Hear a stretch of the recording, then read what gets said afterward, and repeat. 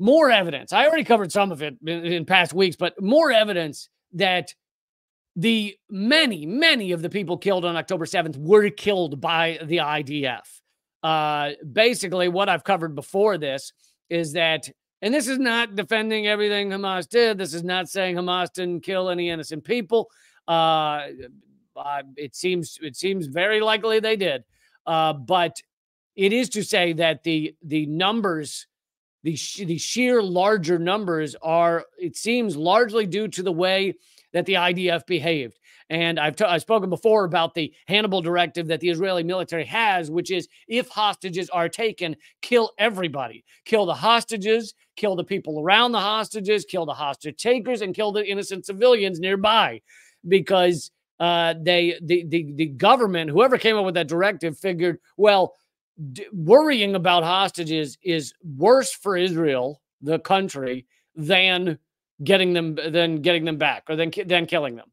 So let's just kill them, and then we don't have to worry about negotiating over them. And so here is more evidence of that. And hilariously, this evidence was publicly broadcast on Israeli television. Now, as part of a half hour or 15 minute or something, I watched most of it, segment on this female tank battalion and how they're heroes. And it starts off, the opening sequence is like some sort of bad 80s movie where it's like they're like running in slow motion to get in their tanks. And, you know, it's like, to the tanks, ladies. And and it really is just aggressively cheesy. So they're being touted as the heroes of October 7th because they went in and they fought away the terrorists, which is what they call them. But if you listen to a few sentences throughout this 15 or 30 minute episode, there's some key sentences where you go, wait, that's kind of the opposite of what we've been told. So here are those facts. The Gray Zone picked this apart. They said, firsthand testimony by admittedly inexperienced Israeli tank operators reveal orders to open fire upon Israeli communities when Palestinian militants breached the fences encircling Gaza on October 7th. A glowing profile, the all-female tank company by N12 News in Israel. So the glowing profile, the 20-year-old captain, identified only as Carney, says that she was ordered by a panicked soldier, her words, to open fire on homes in the Holit kibbutz, whether they contain civilians or not. This isn't a growing profile on them. 10 Israelis were killed in Holit on October 7th. No children were among the dead. Here's a quote from the captain. The soldier points and tells me, shoot there, the terrorists are in there. They're in a tank. The soldiers are in a tank. Shoot there, the terrorists are in there, in that building. The captain then says she asked, are there civilians in that building too? Her compatriot simply replies, I don't know. So just think about that part for the moment. And then the next part is orders her to just shoot a tank round into the buildings. So this tank arrives on a building. They're told there's a terrorist in there with hostages, and their immediate response is to fire tank rounds into, or be ordered to fire tank rounds into the building. And this is the Hannibal directive. This is the kill everyone around, doesn't matter, innocent civilians, just murder them all. And so she says, when the fellow soldier said, I don't know if there's civilians in there, just shoot, she recalls, I decided not to shoot, not to fire the tank round, because, quote, this is an Israeli community. Instead, she said, I fired with my machine gun at a house. So still firing at innocent civilians, buildings with innocent civilians, but choosing not to fire the tank round. Now, she is one exception where she chose not to fire the tank round. It seems like most of the other tanks just went and did fire the tank rounds, burned down the buildings. So all these charred corpses that they've laid out, that Israel's laid out, that was not Hamas burning bodies. Now, I'm not saying Hamas didn't kill anyone, but that was not Hamas burning bodies. That was the IDF going in and obliterating everything that they could. Many of the other descriptions of these events have been firefights where they started firing at Hamas and didn't care if there were civilians around. So Hamas fires back, and that ends up with everyone getting murdered. The comments in the N12's report add to a growing body of evidence demonstrating that shelling by Israeli tanks was responsible for many of the casualties incurred at the Israeli kibbutzim.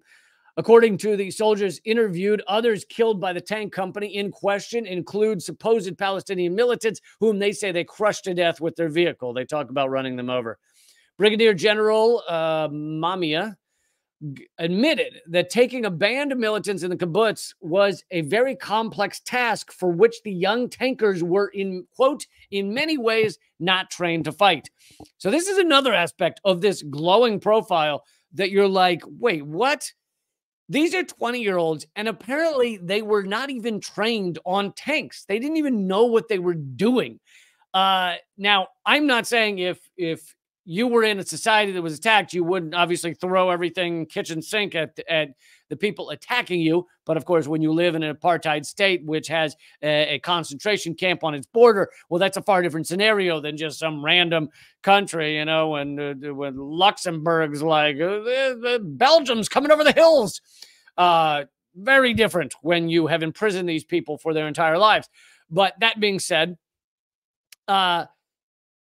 reporting by the Gray Zone has revealed that many of the bodies found burned beyond recognition, I covered that, were burned by the Israeli military. The Gray Zone cited eyewitness testimony to document how the Israeli tank opened fire on the home, killing 12 Israeli non-combatants, including Leil Hitzroni, who has been a kind of poster child of Tel Aviv's international anti-Hamas propaganda campaign. So the little girl that who was killed on October 7th, that they've been showing the image all over the commercials, everywhere else on the posters, she was actually killed by the IDF. Now, I'm not saying they intentionally killed her, but they went in there and just blew up and burned down everything. But to go back to the fact that these are 20-year-olds not trained on these tanks, the part of it, maybe I had the clip lined up. Oh, maybe I can show it to you. They talk about the fact that they're not trained on these tanks. That's not what they were trained for. They're now operating them. They're going into kibbutzes and just seeing if they can bomb or kill whoever they see. And she says in this segment about how they didn't know what they were doing, really. Let's see. So they're speaking Hebrew, so I'm going to try and keep it low, but we start shooting. We start with machine gun fire on the terrorists close by, then move to heavy projectiles to the ones farther from us. Did you see the hits? Yes, I see the hits. I see them falling. Hila and I were on an APV. Tal was on comms to get a status report and help the brigade commander communicate. Hila and I drove on the road 232,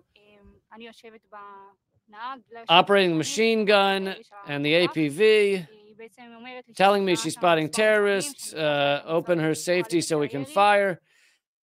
Although I thought, oh, okay, here we go. I started a little too soon. But she says, then the other one says, this weapon system is, you need to have special training. None of us had that. In about 10 minutes, we become experts in the system. Operating it, shooting it, fixing the issues with it. You figure it out as you go, the other one says. So you have these 19, 20-year-olds who have been put on weapon systems they don't understand, sent into a situation they don't understand, and are told to just bomb and fire on everything. And that's what this was. So it's very different from the propaganda that Israel has put forward, which is our awesome IDF swooped in there, killed the bad guys, and the bad guys killed, I don't know what the total number was. Some said 1,400. Now they've lowered it to like 1,200, but whatever. over 1,000 people. When in fact, the truth is Hamas comes in, tries to take a lot of hostages, ends up killing people while taking the hostages. But many of them were kind of pinned down with hostages. And the IDF goes in and blows up and burns a lot of people alive.